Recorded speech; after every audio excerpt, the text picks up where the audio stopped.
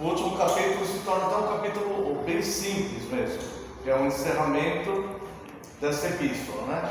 O que motivou o apóstolo Paulo, como nós já dissemos, foi a investida dos judaizantes, tentando impor preceitos do judaísmo, principalmente salvação pelas obras, né? Atos cerimoniais como circuncidar-se e essas coisas, e isso fez com que Paulo então escrevesse esta carta aos Gálatas. Vamos ver aqui os versos 1 e o verso 2 do capítulo 6. Gálatas capítulo 6, versos 1 e 2. Irmãos, se alguém for surpreendido na alguma falta, vós que sois espirituais, corrigi-o com espírito de brandura, e guarda-te para que não sejas também tentado. Levai as cargas uns dos outros, e assim cumprireis as leis de Cristo. Irmãos, o orgulho é um mal grave e altamente pernicioso dentro da igreja. E a gente, quando a gente olha a vida da igreja assim de uma forma mais genérica, né?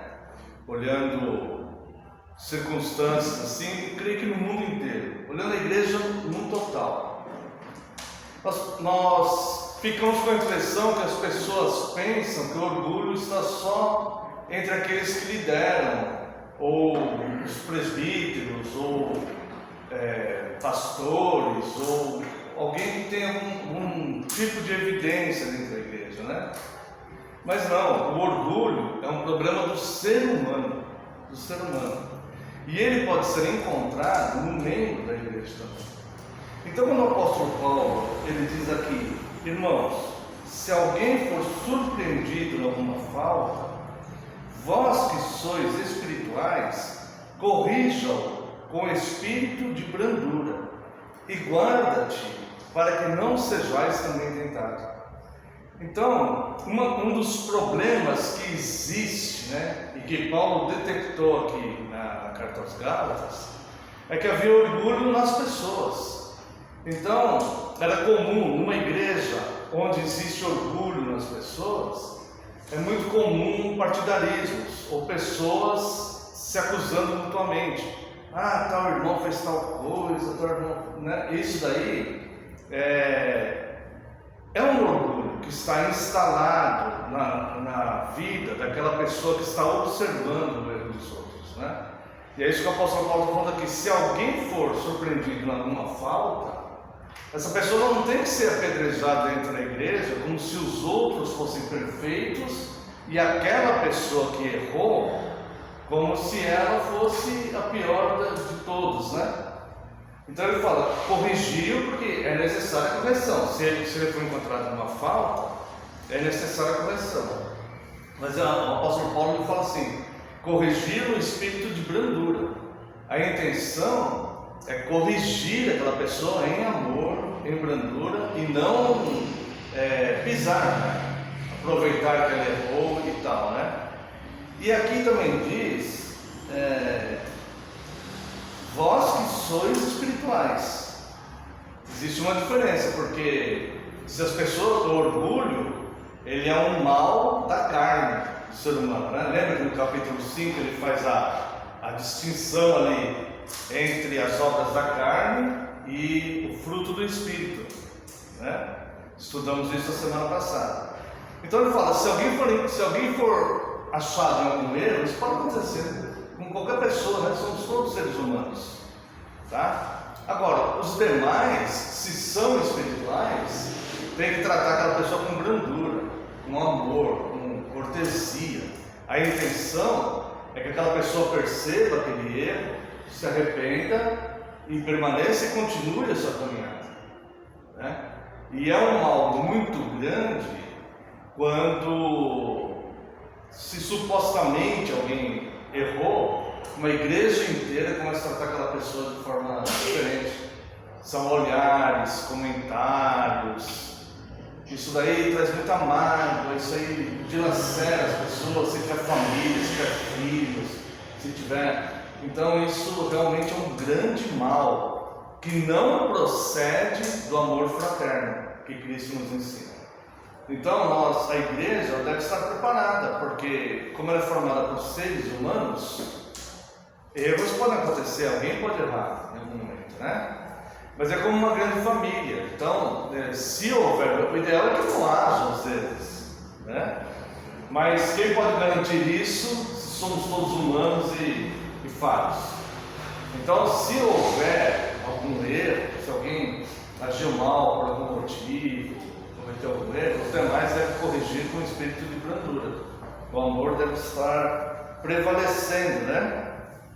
E o apóstolo Paulo falou assim: guarda-te para que não sejas também tentado. Ou seja, cuida de você mesmo, porque nós não podemos cair no engano de achar que aquele outro é errado e nós certos, né? Não, naquele momento ele pode estar errado em alguma coisa, mas nós devemos nos guardar também para que a gente não seja tentado ou caia no erro, né? No sentido de não sermos tentados a cair no mesmo erro que aquela pessoa caiu, ou também no sentido de sermos tentados a tratá-lo com um ar de superioridade, porque na verdade não fomos nós que erramos, mas foi ele, né? Então, esses são detalhes que vão formando uma igreja perto da perfeição. A igreja perto da perfeição é a igreja onde as pessoas se importam uns com os outros, sendo de fato membros uns dos outros, né? Não, ninguém pode garantir que alguém não vai cometer um erro, ninguém pode garantir isso. Nós vamos lutar para não errarmos, né? Mas se alguém entre nós errarmos, nós devemos então ter espírito de brandura ao tratar aquela situação, com amor, e cuidar para que nós também não caiamos, seja no mesmo erro, ou deixar que o orgulho nos domine pelo fato de aparentemente nós estarmos certos e aquela pessoa errada, tá? Isso cabe, obviamente, ao conselho da igreja, ao tratar situações, né? Mas cabe também a cada um de nós, cada membro do corpo de Cristo, ter esse pensamento. Na verdade, nós somos todos iguais, né? E os procedimentos cristãos é para todos nós, né? Então, caso haja alguma coisa, devemos ser assim. E aqui no verso 2 ele fala: levai as cargas uns dos outros, e assim cumprireis as leis de Cristo. Então nós vemos aqui duas coisas, né? Primeiro, corrigir a pessoa com espírito de brandura. Segundo, guardar-nos para não sermos tentados pelo orgulho ou para não cometermos as mesmas faltas. E levai as cargas uns dos outros, porque assim cumprireis a lei de Cristo, né? Que lei é essa? Quero convidar você a abrir sua Bíblia no Evangelho de João, capítulo 13. Vamos ler aqui os versos 34 e 35. Novo mandamento vos dou, que vos ameis uns aos outros, assim como eu vos amei. Que também vos ameis uns aos outros. Nisto conhecerão todos que sois meus discípulos, se tiverdes amor uns aos outros. Então veja, assim que se reconhece a igreja de Cristo, se tivermos amor uns pelos outros. Os irmãos vão lembrar quando nós estudamos a carta, o livro do Apocalipse, na parte que trata das 7 cartas da Ásia, nós vimos ali igrejas que eram fiéis doutrinariamente, mas que não tinham amor, né? E Cristo falou: vou remover do candeeiro, né? É o caso da igreja de Éfeso. A igreja de Éfeso foi organizada pelo apóstolo Paulo, foi pastoreada por Timóteo, teve o apóstolo João como presbítero. Eles eram top na sã doutrina, no ensinamento doutrinário. No entanto, eles não agiam com amor, faltava amor, né? Lembra-se de onde caístes e volte ao primeiro amor. Foi essa mensagem que Cristo deu para aquela igreja. Se não, virei a ti sem demora e removerei do teu jogar no teu candeeiro. Né? Então, com essa palavra aqui. Então, e aqui Cristo fala: novo mandamento vos dou, que vos ameis uns aos outros, porque se vocês fizerem isso, todos reconhecerão que vocês são meus discípulos. Tá? Há uma certa queixa no ar, na frieza que a igreja, quando eu falo igreja, né, irmãos, estou falando no genérico, né? Você pode imaginar aí todas as denominações aí, tá? Essa queixa é no sentido da igreja não viver o cristianismo como deveria viver, né?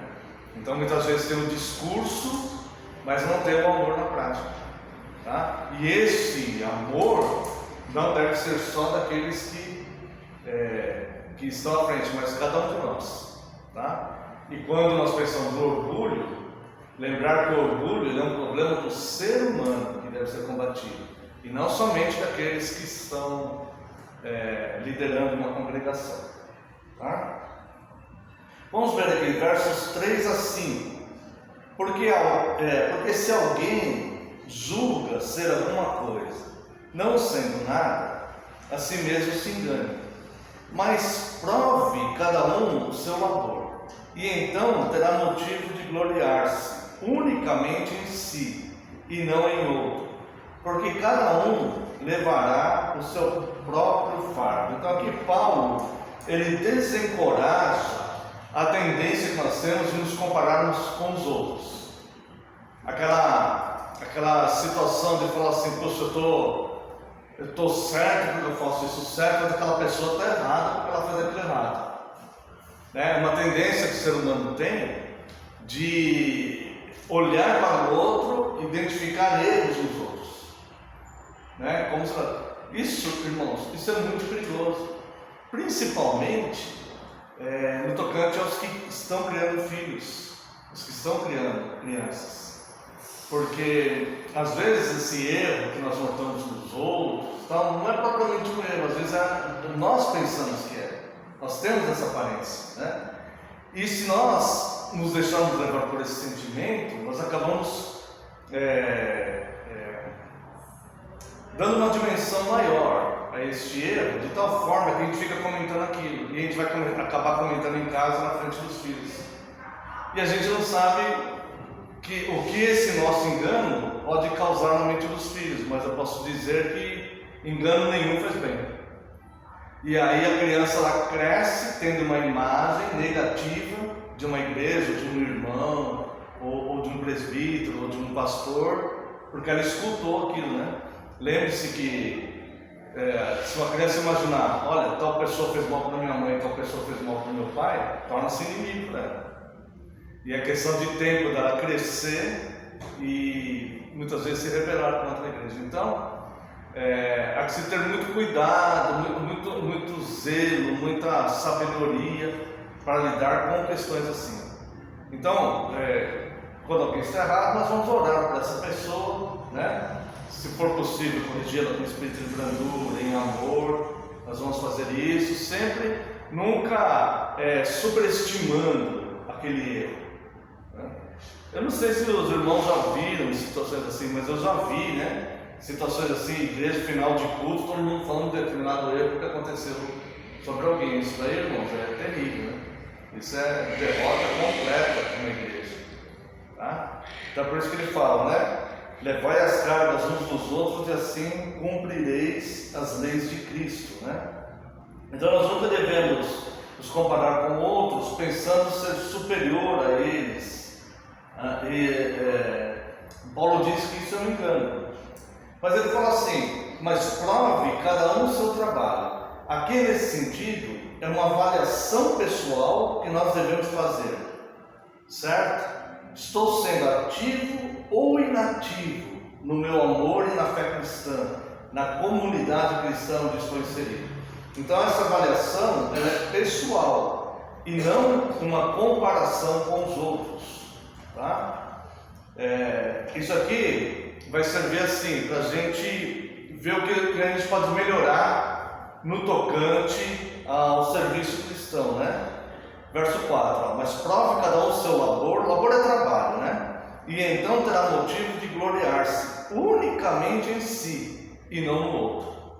Então, a gente pode identificar que a gente está indo no caminho certo. Isso a gente pode fazer. Isso não seria orgulho. Eu falo assim, olha, eu acho que eu estou indo no caminho certo, porque eu estou querendo, estou com zelo, né? Desprovido de qualquer outro interesse e estou querendo zelar pelo bem da minha comunidade. A gente pode ter essa consciência. O cristão não deve ser uma pessoa que não tem consciência do que ela está fazendo, né? Mas aí que está, ele fala, glorie-se somente em você, né? Não use isso para que você queira se sobrepor sobre o outro. Olha, eu zelo pelo amor da sua comunidade, mas você não. Não, isso não, porque aí você está dando lugar ao orgulho. Está dando para entender? Tá? Então, é interessante, né, que nessa questão aí dos judaizantes, Paulo ele vai tratando doutrinariamente aqueles irmãos, ensinando o cristianismo assim, os preceitos elementares do amor de Cristo, né, para que eles vejam a graça ali e que perda de tempo que é que eles estavam vivendo ali com essa discussão de vai circuncidar, não vai circuncidar, né? Tá? E depois o verso 5 diz assim, porque cada um levará o seu próprio fardo, né? No juízo de Cristo, cada um levará o seu fardo, ou seja, cada um apresentará a Cristo como cumpriu sua vida cristã. Então aqui não é uma contradição o verso 5 com o verso 2. O verso 2 diz, levai as cargas uns dos outros e assim cumprireis as leis de Cristo. E no 5 fala, porque cada um levará o seu próprio fardo, né? Aqui, levar as cargas dos outros, eu tentar ajudar meus irmãos da maneira que eu puder mesmo, né? Tentar socorrê-los em momentos de necessidade, uma ajuda que precisa, uma palavra, um abraço. Às vezes é só pôr a mão no ombro de uma pessoa assim, você já conforta ela, dependendo às vezes as pessoas estão desmoronadas na vida, dependendo do que acontece. Muitas pessoas se sentindo sozinhas, abandonadas, tristes, né? Nós sabemos que a vida é dura, né? E a igreja ela tem que ser um lugar então onde nós encontramos esse amparo, esse amor, essa força, né? Então percebemos que um de nós está triste, está desanimado, está chateado, vamos lá fortalecê-lo, né? E é assim que os apóstolos faziam isso, tá? E o verso 5 fala, cada um levará o seu próprio fardo, isto é, nós vamos levar ao sermos julgados por Cristo, né? Cada um vai levar as suas obras, a sua maneira, tá? Mas nós podemos fazer uma avaliação sobre nós mesmos. Vamos ver aqui o verso 6. Mas aquele que está sendo instruído na palavra, faça participante de todas as coisas boas aquele que o instrui. Não vos enganeis, de Deus não se zomba, pois aquilo que o homem semear, isto também ceifará. Porque o que semeia para a sua própria carne, da carne colherá corrupção. Mas o que semeia para o Espírito, do Espírito colherá vida eterna. E não nos cansemos de fazer o bem, porque a seu tempo ceifaremos, se não desfalecermos. Por isso, enquanto tivermos oportunidade, façamos o bem a todos, mas principalmente na família da fé. Olha só que nesses poucos versículos aqui, como o apóstolo Paulo ele diferencia a situação da verdadeira igreja, que é a igreja do amor, com a situação que eles estavam vivendo, com aquela imposição que os judaizantes queriam fazer.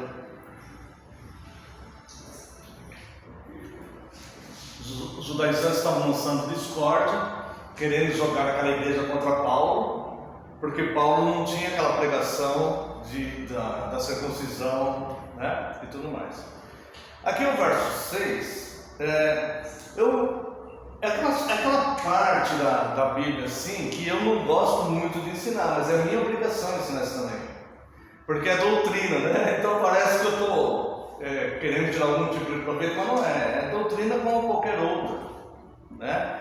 E vira e mexe nós vamos encontrar passagens assim nas Escrituras, tá?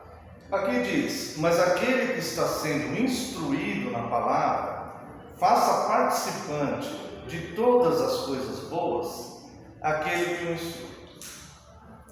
Eu peguei uma frase de Calvino aqui e eu quero ler para os irmãos. No século XVI, Calvino falou uma coisa aqui que parece que a gente está vivendo, que é nos dias de hoje. E ele diz assim, olha: quão vergonhoso é defraudar seu apoio temporal àqueles por quem nossas almas são alimentadas. Recusar uma recompensa terrena àqueles de quem recebemos benefícios celestiais. Mas é e sempre foi a disposição do mundo conceder livremente aos ministros de Satanás todo o luxo e dificilmente fornecer aos pastores piedosos o alimento necessário. Então, olha só, parece coisas de hoje em dia, né? Você vê que aqueles que procuram abusar do rebanho, parece que esses vão prosperando, né?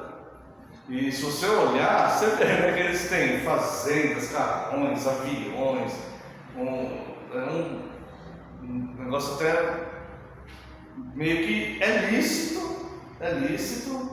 porque ele não está roubando de ninguém, mas é imoral diante do Evangelho, né? Porque certamente nessas igrejas tem pessoas ali que têm dinheiro para pagar uma conta de luz, ou comprar um leite para um filho, né? Enquanto que aqueles que vão sendo fiéis, muitas vezes não têm o alimento, né? E eu já conheci vários pastores fiéis que passaram por esse tipo de coisa. Então, Paulo, ele vai dizendo aqui, né? Mas aquele que está sendo instruído na palavra, faça participante de todas as coisas boas aquele que o instrui. Quero convidar os irmãos para 1 Coríntios, capítulo 9, a partir do verso 1.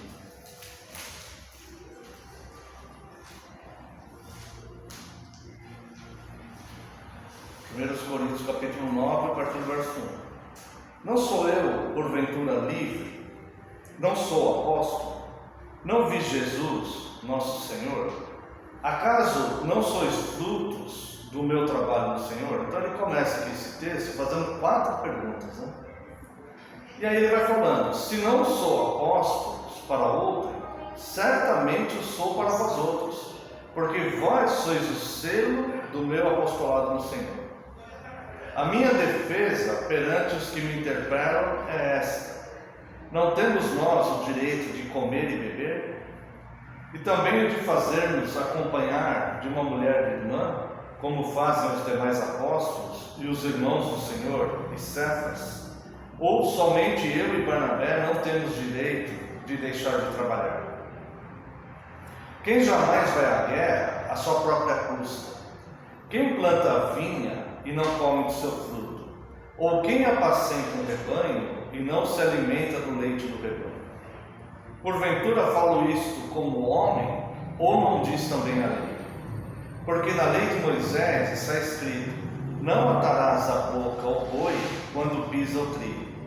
Acaso é com bois que Deus se preocupa? Ou é seguramente por nós que ele o diz? Certo que é por nós que está escrito: pois o que lavra, cumpre fazê-lo com esperança. O que pisa o trigo, faça-o na esperança de receber a parte que lhe é devida. Se nós vos semeamos as coisas espirituais, será muito recolhermos de vós bens materiais? Se outros participam desse direito sobre vós, não o temos nós em maior medida? Entretanto, não usamos desse direito, antes suportamos tudo, para não criarmos qualquer obstáculo ao Evangelho de Cristo. Não sabeis vós que os que prestam serviços sagrados do próprio templo se alimentam, e quem serve ao altar, do altar tira o seu sustento? E agora, depois dessa descrição toda, só quero deixar o verso 14. Assim ordenou também o Senhor aos que pregam o Evangelho, que vivam do Evangelho. Então, o apóstolo Paulo está falando que Deus, que Cristo, ordenou aqueles que pregam o Evangelho que vivam do Evangelho. Por que isso? Porque ele tem que se esmerar no ensino, ensinar as pessoas. E isso demanda tempo, porque a sã doutrina ela é riquíssima, né? Então, é uma ordem que ele tem que cumprir. E ele é o provedor da casa dele, né? Mas só que quem o arregimentou deu uma ordem para ele: é do evangelho que você tira o seu sustento, tá? Que o apóstolo Paulo ele fala numa das cartas a Timóteo, né? Ele fala justamente isso, né? Sejam merecedores de duplo rendimentos aqueles que se fatigam no ensino, aqueles que te instruem na fé, e em especial aqueles que se fatigam no ensino, né? Então aqui no verso 6, ele está dizendo: aquele que está sendo instruído na palavra, faça participante de todas as coisas boas aquele que o instrui, tá? Alguns falam assim: mas o apóstolo Paulo, ele resolveu trabalhar com as próprias mãos, formando tendas, para não ser pesado às igrejas, então ele abriu a mão disso, né? Não, isso é um equívoco muito grande, né? Paulo, quando ele estava na cidade de Éfeso, ele encontrou ali Áquila e Priscila, e ele trabalhava ali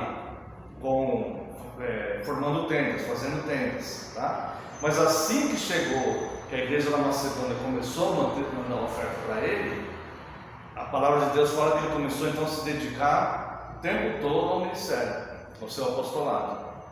E aqui aos Coríntios, ele fala que da igreja dos Coríntios ele não ia receber nada deles, que ele se recusava a receber qualquer oferta da igreja dos Coríntios, e ainda diz assim: ninguém me tira essa glória, né?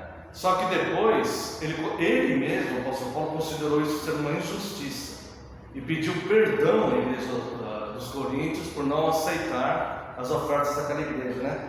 Se os irmãos quiserem ver, está lá em 2 aos Coríntios, capítulo 12.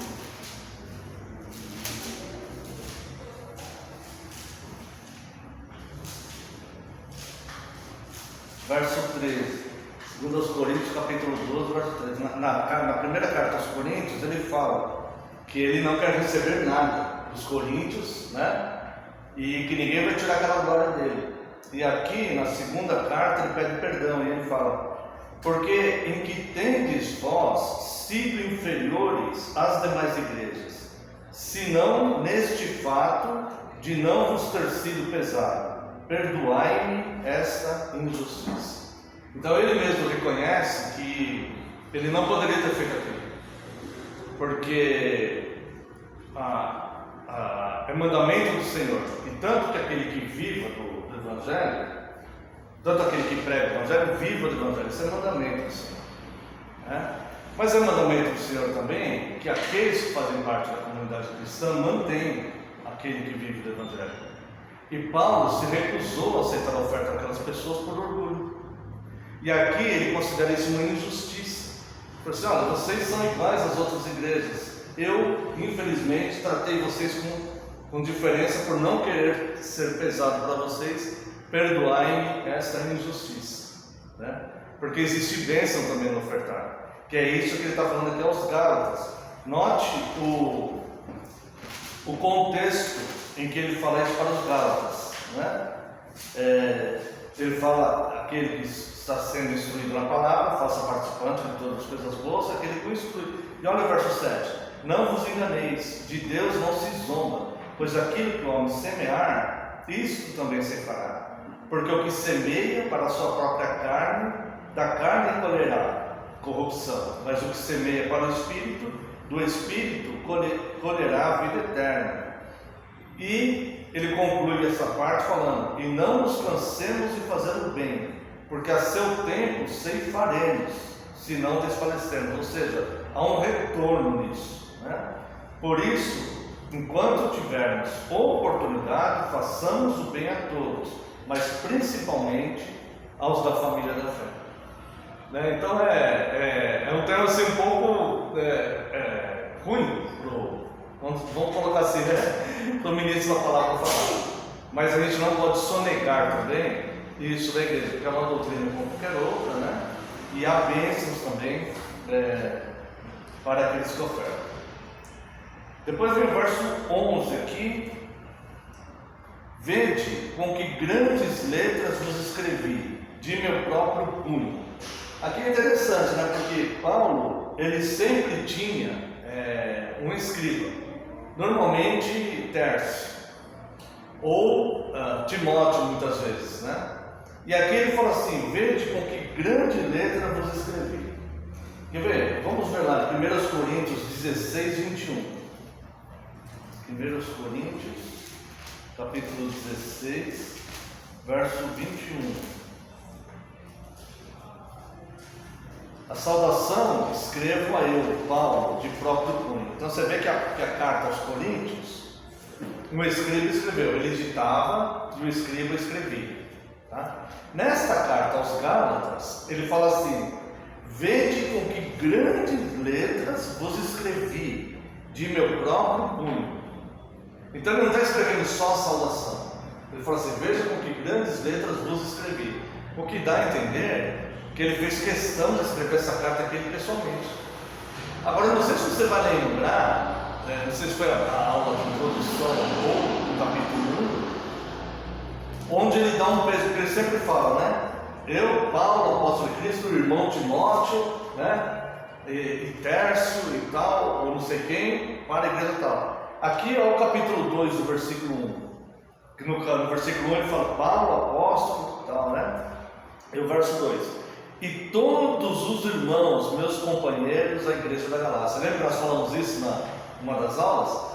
Que ele fala assim: essa correção que eu estou dando para você aqui, eu tenho o apoio de toda a comunidade cristã, de todos os meus colaboradores, para que vocês entendam que erro que vocês estão entrando aí. E aqui no verso 6 ele fala: veja com que grandes letras vos escrevi, né? Então aqui nós entendemos duas coisas. Primeiro, ele fez questão de abrir mão do escriba e ele mesmo escreveu a carta. Isso demonstra aqui uma importância que ele dava para aqueles irmãos lá da Galácia, né? Nós vemos que ele várias vezes reconhecia eles como cristãos genuínos, mas cristãos que estavam sendo abalados por uma heresia, né? E a outra coisa que ele fala com que grandes letras. Isso aqui confirma aquele pensamento, né? aquela ideia que ele tinha um problema de falta de vista. Que de fato algumas pessoas falam que esse pode ter sido aquele espinho na carne. Nós não sabemos o que é o espinho na carne, né? Mas o problema de vista certamente ele tinha. E talvez esse problema de vista possa ter sido uma sequela lá de Atos 9, quando ele viu Cristo, né? Quando Cristo apareceu para ele. Tá? Porque não existe nenhuma passagem anterior que pudesse, né, dizer mais ou menos algo assim. Agora vamos ver aqui do 12 ao 16. Mas posso falar? Sim. A minha irmã, quando foi para Israel, como o sol lá era muito forte, ela teve uma catarata galopante. Nossa. Uma semana que ela ficou lá, ela teve que me operar. Se a luz do Senhor for muito grande, pode ser que tenha sido ter isso. ficado com uma catarata ou alguma coisa, né? Porque de fato, né, aquela visão de Paulo lá impactou e ele ficou cego por alguns dias, né? Ficou alguns dias sem enxergar nada. Então, provavelmente, ele teve uma sequela daquilo lá. Né? E é por isso então, que ele escreve aqui: veja com que grandes letras vos escrevo. Ou melhor, com que grandes letras vos escrevi, de meu próprio plano. E os versos 12 a 16. Aqui ele vai falar bastante claro um resumo de tudo que ele falou, contrário àqueles judaizantes que queriam impor a questão da circuncisão, né? E ele fala assim: olha, todos os que querem ostentar-se na carne, esses vos constrangem a vos circuncidardes, somente para não serem perseguidos por causa da cruz de Cristo. Pois nem mesmo aqueles que se deixam circuncidar guardam a lei, antes querem que vos circuncideis, para se gloriarem na vossa carne. mas longe esteja de mim gloriar-me, senão na cruz de nosso Senhor Jesus Cristo, pela qual o mundo está crucificado para mim, e eu para o mundo. Pois nem a circuncisão é coisa alguma, nem a incircuncisão, mas o ser nova criatura.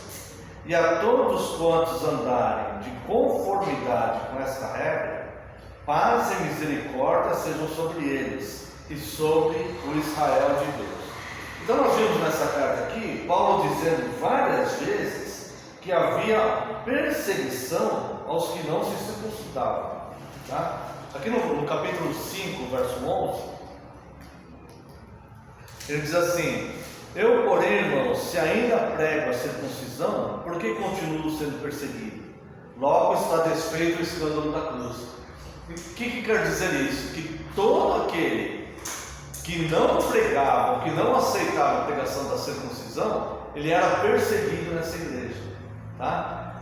Existe quase que um consenso de teólogos que os judeus ortodoxos eles pressionavam esses judaizantes para que forçassem a igreja de Cristo também a manter essa circuncisão. E essa pressão que eles exerciam era algo forte mesmo, né? Ao ponto muitas vezes de ter violência física, inclusive. Tá? Então Paulo vai falar assim: os que querem assentar-se na carne, esses vos constrangem a ser circuncidados, ou seja, vós sois espirituais. Lembra a diferença da carne e do espírito novamente no capítulo 5, né? Mas esses que querem impor para vocês essa justificação por obras, esses querem gloriar-se na carne, justificar-se na carne, né? Verso 13: pois nem mesmo aqueles que se deixam circuncidar guardam a lei, antes querem que vos circuncideis para se gloriarem na vossa carne. Então, mesmo se eles se circuncidassem, eles não estariam guardando toda a lei, conforme nós vimos na semana passada, né? Depois no verso 15, no verso 14 ele vai falar, né, que só se gloria em Jesus Cristo, porque o mundo está crucificado para ele e ele para o mundo. E no verso 15 ele vai falar do que nós vimos, não sei se foi na aula passada ou na anterior, que nós vemos Romanos 14, né? E ele fala: pois nem a circuncisão é alguma coisa, nem a incircuncisão, mas o ser uma nova criatura. Então o problema não era a circuncisão em si. Lembra que ele circuncidou Timóteo? E teve um momento que ele circuncidou Timóteo. Agora aqui ele fala contra a circuncisão. Por quê? Porque não é a circuncisão em si, mas a liberdade que nós temos em Cristo. E quando alguém quer retirar essa nossa liberdade que nós temos em Cristo, tá? Então é muito comum, irmãos, quando nós vemos assim, quando conversamos, né, com pessoas de outros segmentos, assim, ou quando vemos notícias, né, pessoas impondo verdadeiros fardos em cima de outras pessoas, no seguinte: não toque nisso, não faça aquilo, não vista isso, não coma aquilo, né? E essas coisas em si mesmo, elas não têm problema nenhum, por si só não tem problema nenhum. O que acontece é a intenção e o momento, né? Então, em algumas vezes, nós vamos ter que nos privar de coisas que são lícitas para nós, que é o que ele fala, né? Tudo é lícito, mas nem tudo convém. Todas as coisas são lícitas, mas eu não vou me deixar dominar por nenhuma delas, tá? Verso 16. Verso 16 é um contraste com o 5,12. O 5,12 é um imprecatório, né? Tomar até se mutilasse os que vos incitam à rebeldia. 5,12. E o 6,16 é: e todos quantos andarem de conformidade com essa regra, paz e misericórdia sejam sobre eles e sobre o Israel de Deus. Tá? Então, há uma postura de Paulo aqui condenando veementemente a obra daqueles que querem impor fardos pesados na igreja, né? Mas também clamando por paz, né, e prosperidade àqueles que andam segundo as regras da graça, né? Segundo a graça de Deus. E verso 17: quanto ao mais, ninguém me moleste, porque eu trago no corpo as marcas de Cristo. Tá? Essas marcas são uma referência às marcas que os senhores faziam nos seus escravos, como símbolo de propriedade. Né? Alguns defendem que Paulo fala dessas marcas como cicatrizes das agressões que ele sofreu. Mas nem todo cristão tem cicatriz física por ser fiel. Mas todos temos a marca de Cristo. Tá? E sobre o que a gente estava falando aqui anterior, né, o cristianismo ele não tira as pessoas do seu meio natural. Família, trabalho, convívio social. Tá? Pode haver um afastamento de más companhias, mas em geral o convívio com a comunidade judaica pressionava aqueles judaizantes, né? Nós vimos aqui essa passagem. Vamos ler sobre isso aqui em 1 Coríntios, capítulo 1, verso 18. Capítulo 1, verso 18, 1 Coríntios. Capítulo 1, verso 18. Certamente a palavra da cruz é loucura para os que se perdem, mas para nós que somos salvos é o poder de Deus. E aqui 2,5, no próprio 1 Coríntios. Para que a vossa fé não se apoiasse em sabedoria humana, e sim no poder de Deus. Tá? Comparando isso com Gálatas aqui, versos 15 e 16, capítulo 6, verso 15 e 16, nós vemos que é um resumo do que Paulo explica nessa carta, né? Pois nem a circuncisão é coisa alguma, nem a circuncisão, mas o ser nova criatura.